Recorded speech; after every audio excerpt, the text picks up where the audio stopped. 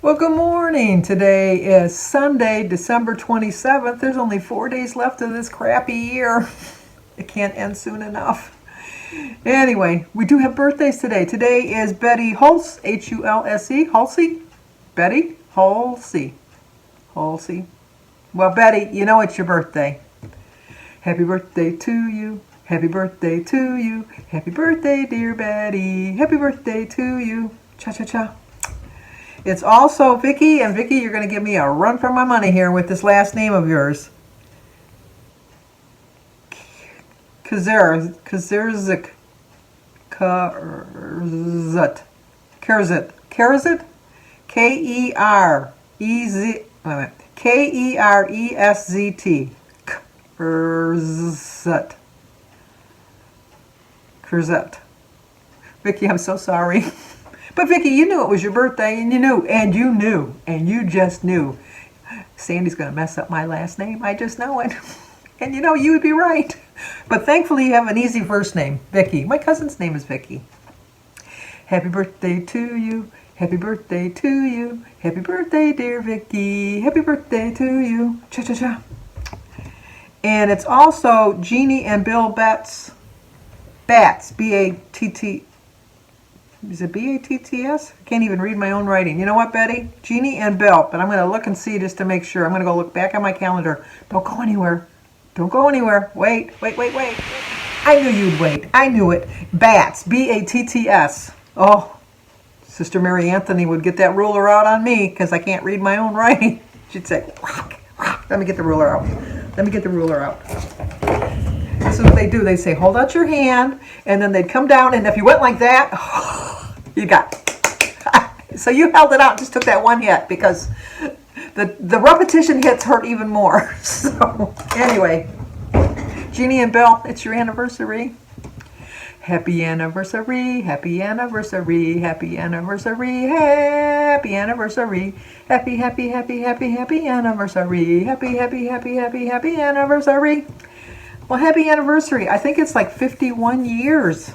That's something to be really proud of, especially nowadays. But I'm really proud of you. I'm so sorry that I messed up Vicky's name, and I messed up your name too, but I probably messed up Betty's name.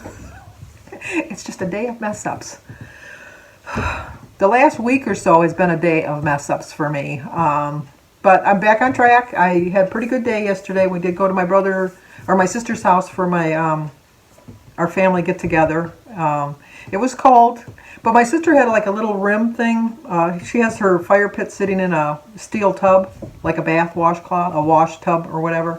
And we put our feet up there, and the fire hit the bottoms of our feet, and then it went up our body and kept us warm. And then we had the warmth of the love of my brother and my sisters. And then my sister-in-law Molly came too, but she doesn't ever get in our family pictures because we just like to do our siblings, like, be gone. No, we don't do that. She drove Michael because she always comes at Christmas. She doesn't come the rest of the year, but she always comes at Christmas time. And we didn't want this year to be any different. This will be a year we will always remember. Trust me, we will always remember that. But I did put the pictures in yesterday, so I'm going to put the pictures back in today just to remind you how much fun we had.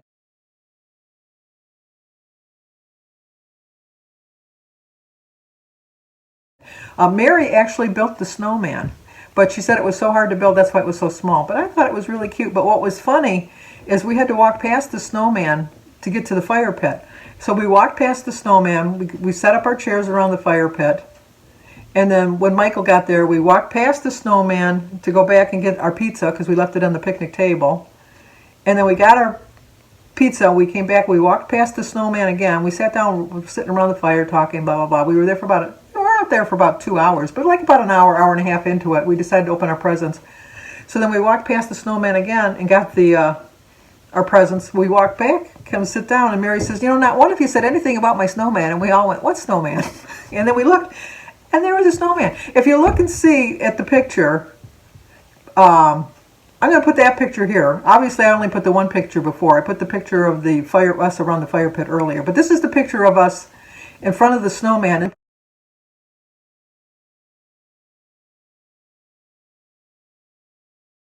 And if you see the smoke coming out of the top of Michael's head, That's where the fire pit was. And we had to walk past that snowman. We would not be very good. He said, okay, we're going to take witness statements. Can you describe the snowman? All three of us would have said, snowman? What snowman? There was a snowman? We're so observant. But it was really cute. It really was a cute snowman. And then my Uncle Bob had the tradition every year of dressing up as Santa, and he would go and all around for the church and things in his area. He lived in Redwood Falls, Minnesota, and he would go around dressed up as the Santa. And so they passed the suit to my brother Michael, and so Michael dressed up as Santa Claus, although he really looks like Santa Claus, and he went to see his grandsons. He's got two grandsons. JR is 2, and James is 6 months, I think, 7 months? 6 or 7 months old. I forget exactly how old. I'd have to look at my calendar to know for sure. But I think he was born in February. No. Was it July? I think it was. Anyway, he's still a baby. I would share that picture, but I don't like to put pictures of family up on the internet unless they consent to it.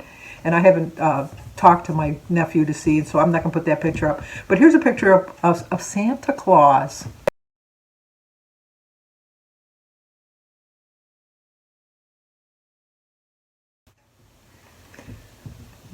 Convincing. Don't you agree? I think it might have really been the real Santa Claus. But anyway, I'm back on track. Like I said, we went there. I had the pizza. That's all I had yesterday. Not to say that I didn't try to have something else, because when we were coming home, Jim had called me and had asked me if I'd stop at McDonald's and get him 3 cheeseburgers and a fry. And so when we went through, I thought, I'm going to get a hamburger for later that I can heat up. Just a hamburger. And when we got home, and I looked at the bag, because you always look at the bag, because they always at the drive-thru. That's one of my favorite lines from, not Bad Boys, what was the one? Lethal Weapon. With Joe Pesci, he's in the back of the police car, and then they went through the drive-thru and they got it, and he says, they always, at the drive-thru. I can't say that word. Although Christy said it the other day, so you can kind of know what word it is. But because they do, they always, unless you check. And I looked in the bag, and it looked like it was right, but it wasn't. But Jim got his 3 cheeseburgers and his fries. I just didn't get my hamburger, which kept me in check. Kept me in check, so I didn't have that. So what did I have last night? So instead I had a cup of tea and a banana for my dinner, because the pizza really was filling. I had the pizza and my diet lemonade for my snack or lunch or brunch. No, because for breakfast I had a hard-boiled egg and a banana. Oh, I had 2 bananas yesterday. That's a lot of sugar. I know it's a natural sugar, but it's still sugar. But I have to eat some of those bananas before they get brown on me. I'm not really one to freeze them, because I know you can freeze them. And I know that they say you can put them in the refrigerator. I do know that the last time Jim went to the store and he picked up some bananas for me, I never buy the organic, because I just think you're paying extra for nothing. I mean, I know they say that they were grown organically. I don't trust that. Anyway, but they had some kind of a band around the top. Usually when I get my bananas, I put saran wrap around the top of it, because it does keep it fresher longer, just as a little trick. But they have some kind of permanent band, so I guess you paid for it with the organic. And those bananas are lasting a long time. So I think whatever they put on it worked. The saran wrap on the stem, the very top, where the whole bunch is together, if you wrap saran wrap around that. I usually wrap it around and then go around each little individual banana all the way around, and then I go it's kind of like I wrap my presents, just like, and then it's done. That's kind of what I do. But so anyway, I don't have any plans for today. Just staying on track. I put my Jim and I have been eating off our Christmas china, because I want to make it at least a little bit special. But Christmas is 2 days ago, so I put the Christmas china back in the china cabinet. And we'll just eat off my snowman plates, which I eat off of every day of the year anyhow, which are the Debbie Mum, I think, collection that we got at Target years and years and years and years ago. So we'll just eat off of that now. But I did leave my Christmas glasses out, so we'll have the Christmas glasses and that.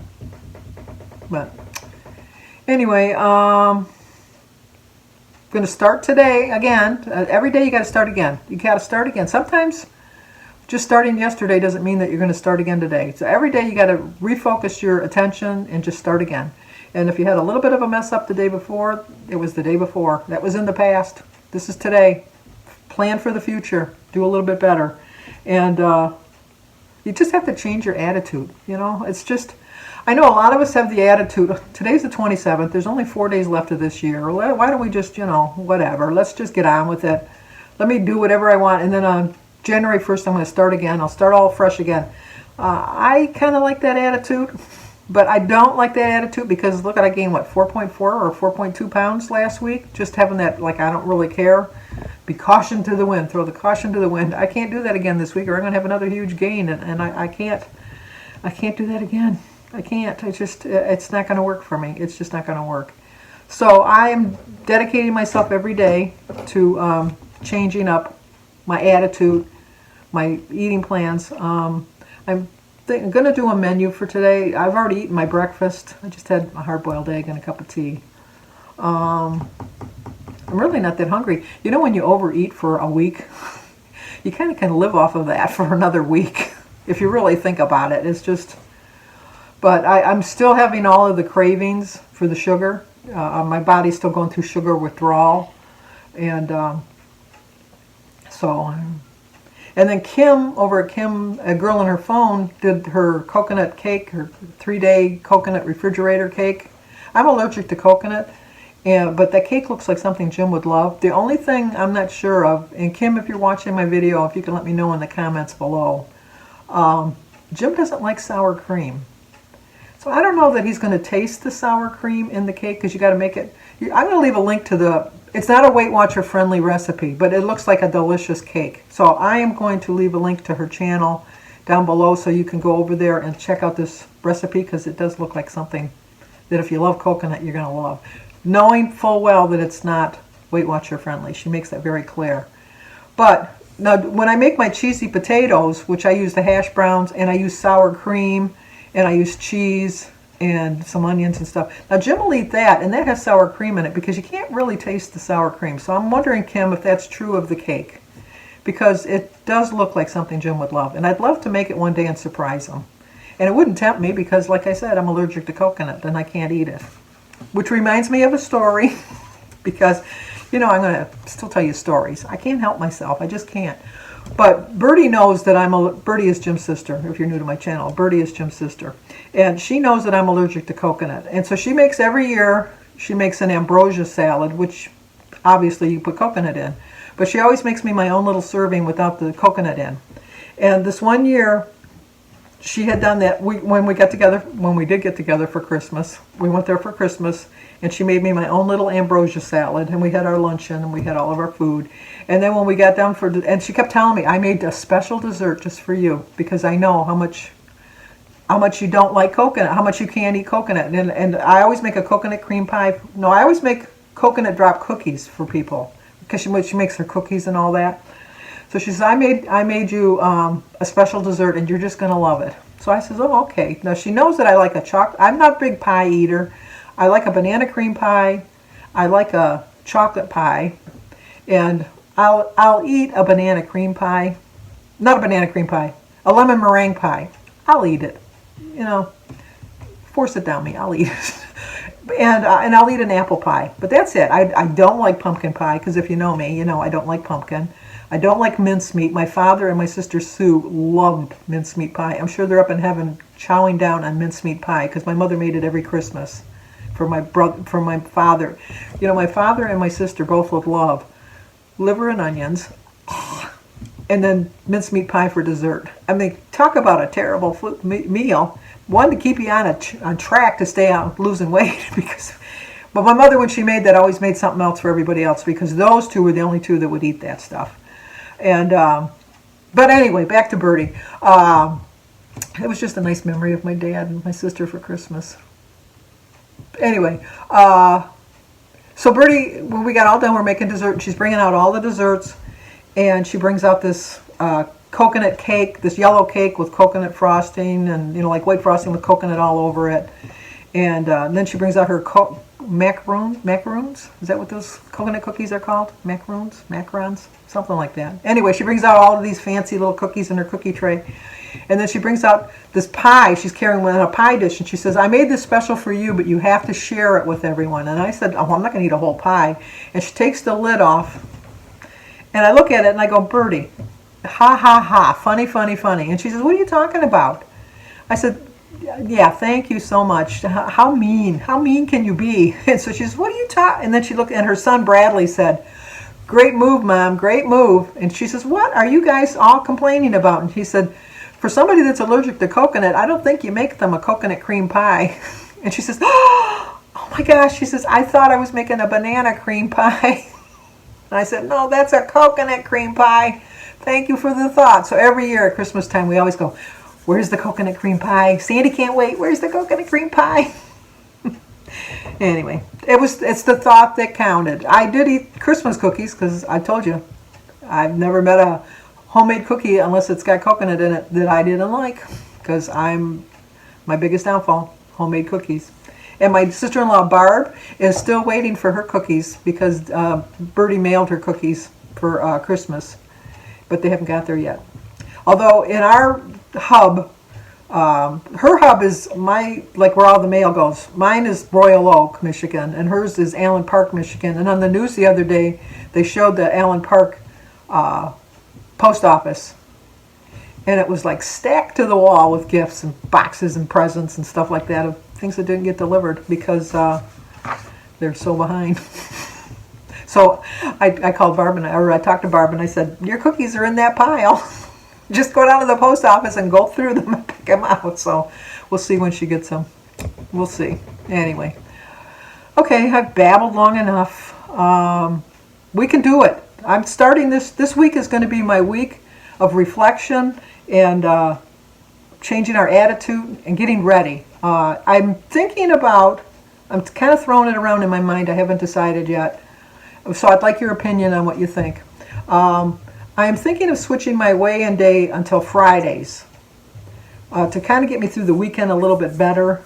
I know that seems like, how can they get me through the weekend better? It will give me, when I weigh on Saturday, I just go blow it on Saturday and go crazy. And then get back on track on Sunday. I think that, I have no logic to this. Other than it's the first day of the year. It's the first day of a new year. I want to start fresh. So I was thinking that I was going to do my weigh-in on Fridays instead of Saturdays, and then do my meeting highlights on Fridays. But I could still get weighed on Friday and do my meeting highlights on Saturday like I normally do. But I'm still like tossing it around in my head. So what is your opinion? Should I leave my weigh-in days as Saturdays, or should I switch it till Fridays? Now that'll give me one day less to lose the extra weight that I lost. I don't know that might throw me off. But maybe it'll be a whole new year, a whole new perspective, and maybe it's a better way to start my year. So let me know in the comments if you think I should change my weigh-in day till Friday or keep it the same. So if you don't really want to write a lot, just either write change or keep. And then you'll help me make my decision. Okay. As always, stay safe, and I will talk to you tomorrow on my daily vlog. Thanks a lot. Oh, happy New Year, Merry Christmas, all of that good stuff. Happy holidays. Happy holidays to you. Happy holidays. Goodbye.